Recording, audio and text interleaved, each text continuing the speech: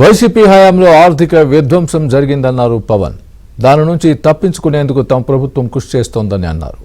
మరో 10 ఏళ్ల పాటు చంద్రబాబు సీఎంగా ఉండాలని పవన్ ఆకాంక్షించారు. ఆంధ్రప్రదేశ్ $1 ట్రిలియన్ ఎకానమీగా అతి త్వరలోనే 5 సంవత్సరాలు వెళ్తుందని మనసు సంపూర్ణ విశ్వాసం ఉంది. $1 ట్రిలియన్ మన ప్రజలకు అర్థం అవడానికి 7,65,000 కోట్ల ఎకానమీ.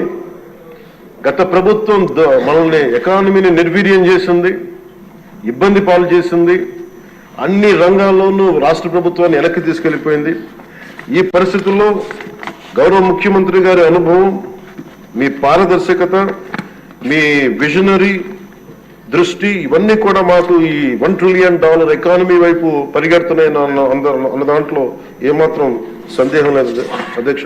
నిజంగా అనిపించింది అధ్యక్ష, జల్ జీవన్ మిషన్ మేము ఇప్పుడు దాకా గౌరవ ముఖ్యమంత్రి గారి నాయకత్వంలో ఆయన విజన్ తోటి జల్ జీవన్ మిషన్ ఈ రోజున అందరికీ మాటిస్తున్నాం అధ్యక్ష, రాష్ట్రానికి మాటిస్తున్నాం.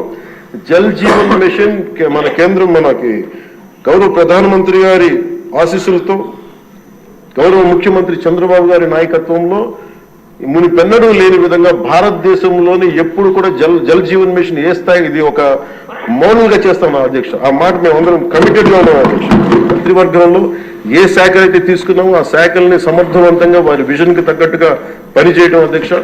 ఇవన్నీ కూడా మేము ఆయన ఏ కళనైతే కన్నారో ఆ కళ నెరవేర్చడానికి పూర్తి చేయడానికి మేము అందరం సంసిద్ధంగా ఉన్నామని తెలియజేసుకుంటూ, మీరు 5 సంవత్సరాలు కాదు గౌరవ ముఖ్యమంత్రి గారు తెలియజేసిన అధ్యక్ష, మీరు ఇంకొక దశాబ్దం కూడా ఈ రాష్ట్రానికి ముఖ్యమంత్రిగా కొనసాగుతూ